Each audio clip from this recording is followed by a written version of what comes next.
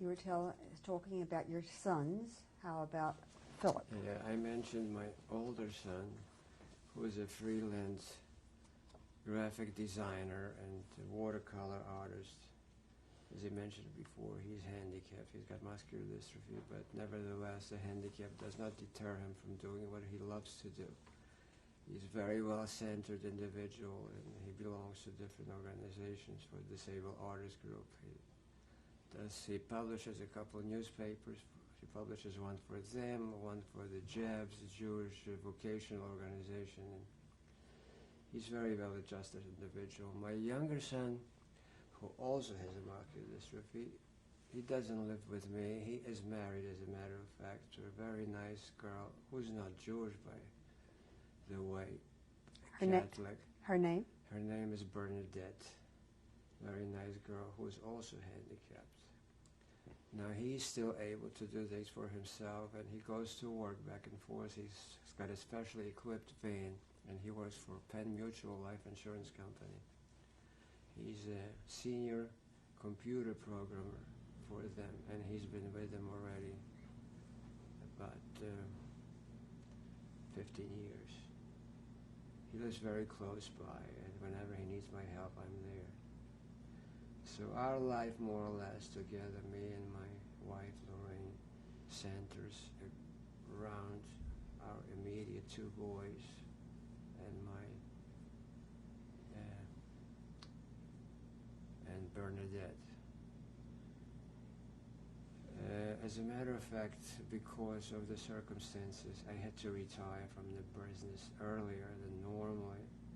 I was only 58 years old when I retired, because things got a little bit too rough, and for Lorraine to handle things myself. And fortunately, I was able to do that financially. Otherwise, I don't know how we would have gotten through, but we would have gotten through somehow. So at the present time, we live on Browse Avenue. On Benton Avenue, 8592 in Northeast Philadelphia, in a twin range. I occupy myself by being busy of helping my sons primarily, and there's always something that breaks down, has to be fixed, especially very depending on wheelchairs or electric bed or electric toilet or whatever implements they need in order to make their life busy. I'm the one that they're going to call, Daddy, you got to fix this, Daddy, you got to fix that. Besides that, I busy myself with, I like woodworking. So I have a whole woodworking shop in my garage, which I converted into a woodworking shop. Howard, my older son, and myself, we love to do things together. He designs things and I do it. Matter of fact, we build a lot of clocks and different things here.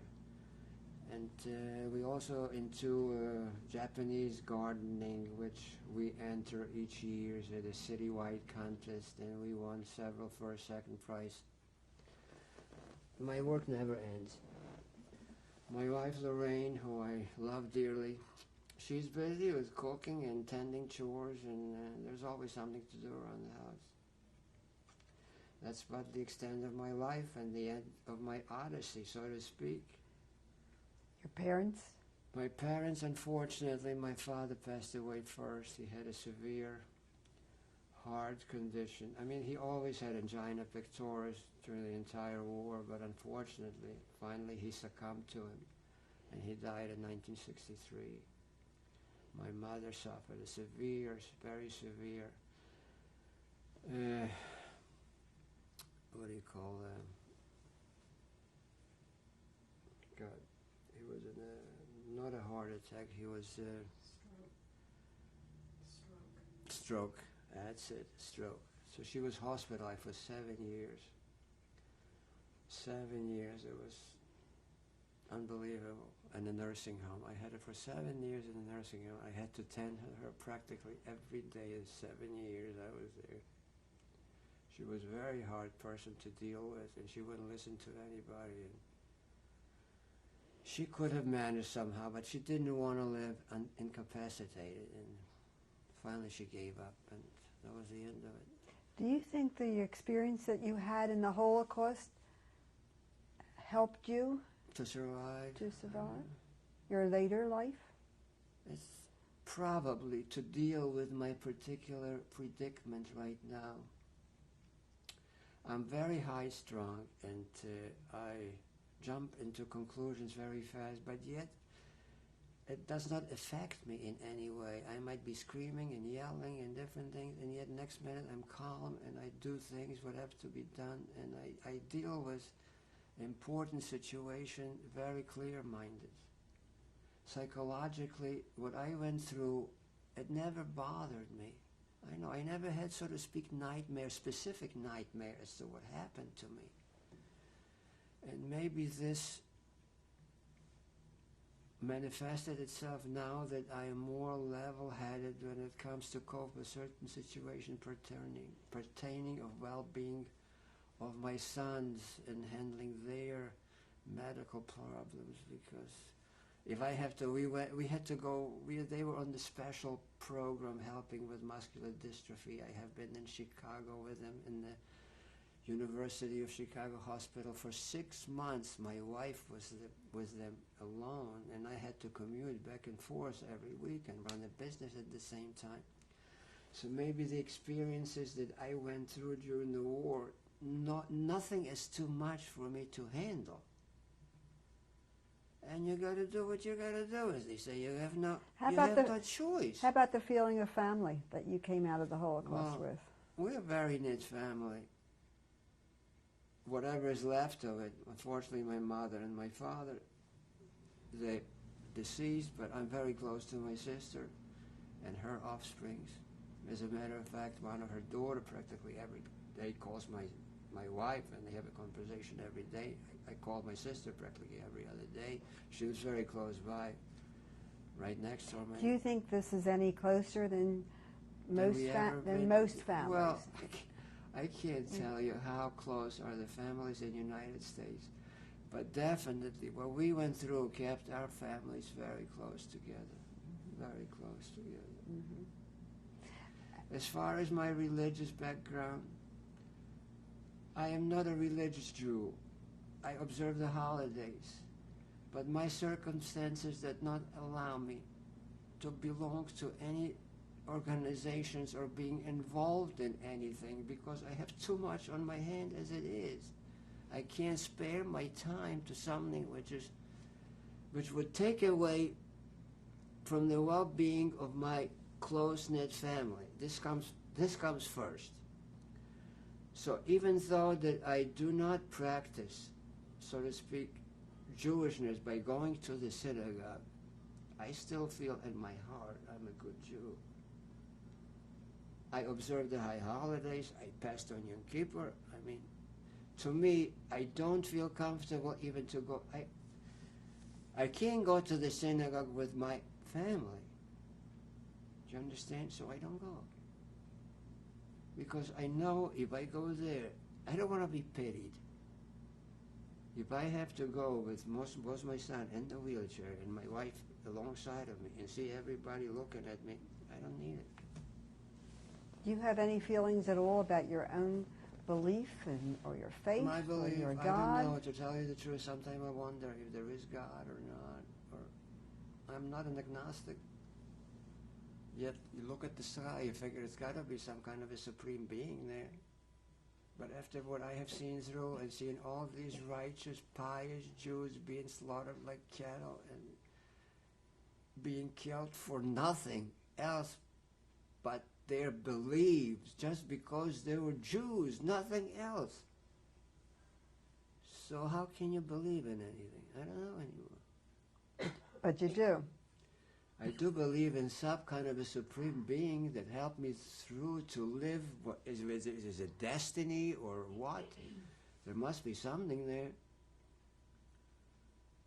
But I'm too busy even to dwell on it. I mean, my mind is, I don't even think about these things. You just do whatever you have to do in order to survive, or you do whatever you have to do to help your family. I mean, to me, these things are more important than to say that I'm a religious Jew and go to the synagogue. To me, it's being a hypocrite if somebody goes to the synagogue once a year, and for the rest of the year, I mean, they're not Jews. So I'd rather not do it.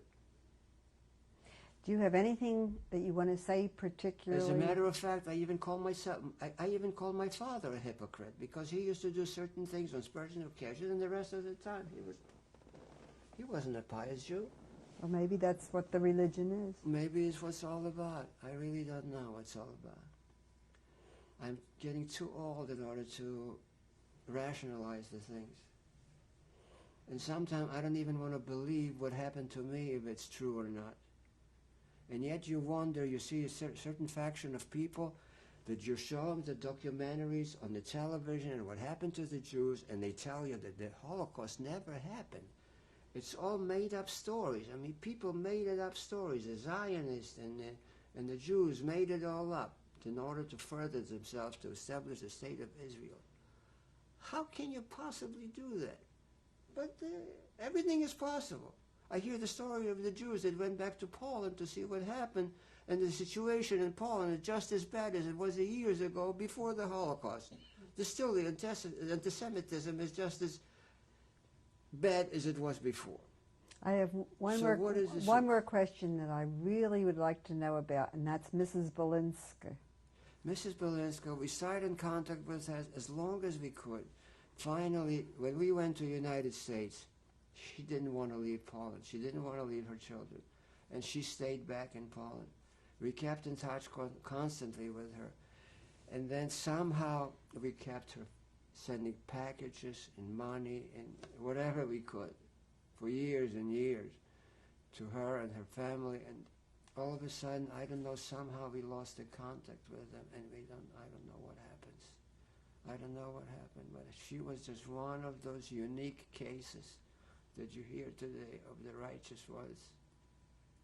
And if it wouldn't have been for her, even though she was not a Jew, so you can't tell all the non-Jews a bit, but still, what I went through, I have a very, very bad feelings to Polish and Ukrainian.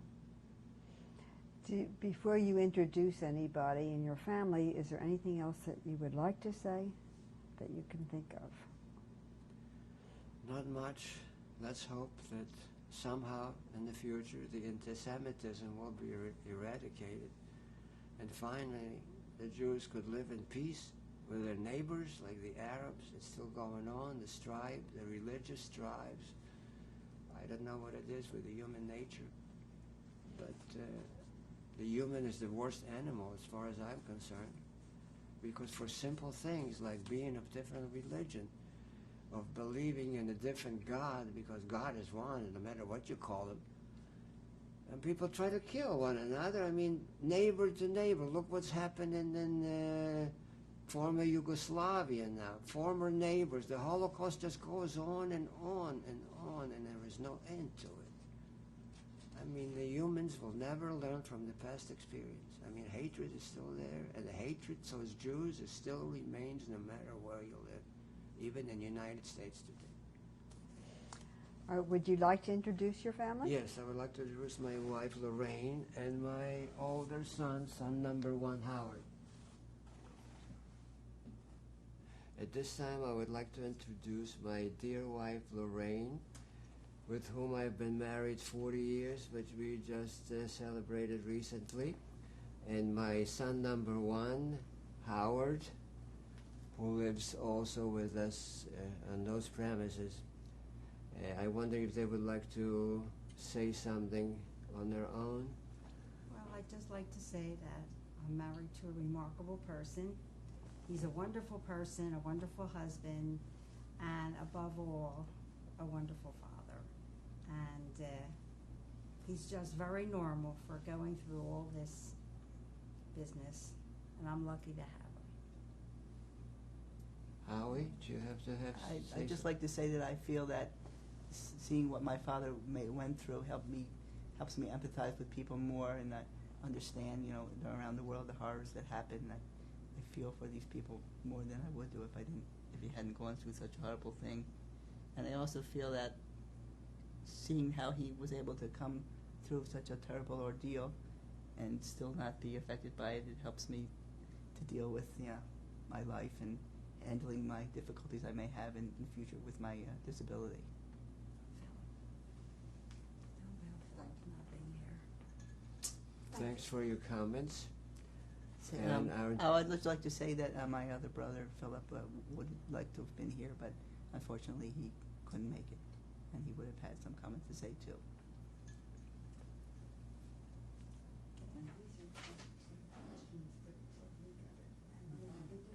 This is the picture of my parents, Rose and Samuel Edelstein, taken in 1921 in the city of Stry, Poland.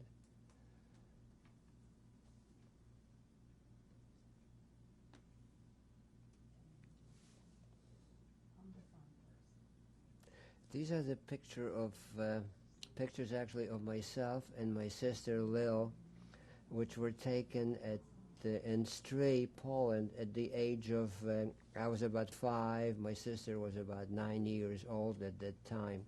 I was taken in a photographic atelier.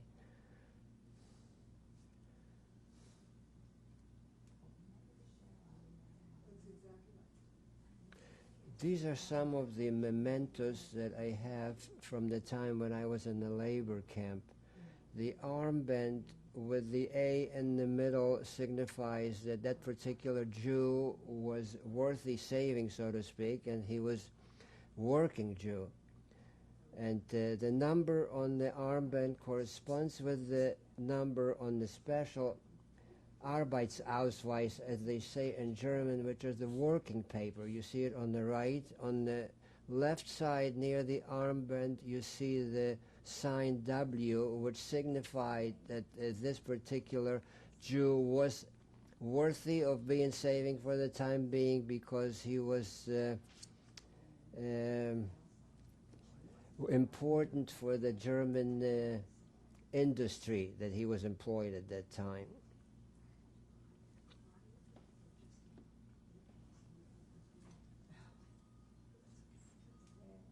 47.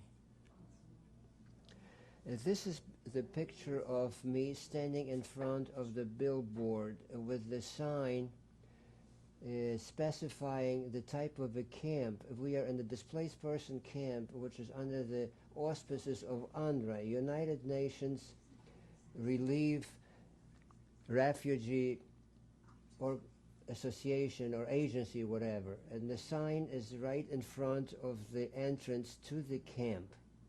It's one of the many camps that was established for the refugees in the United States zone in Austria.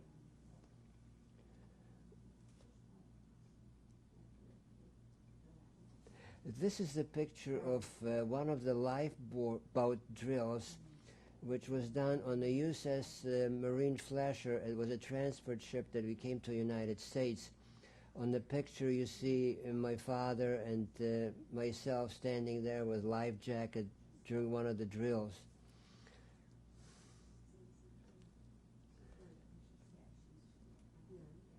This is a picture of me. This is a picture that was taken when I arrived in the United States in 1949. As you can see it's much younger than I look today.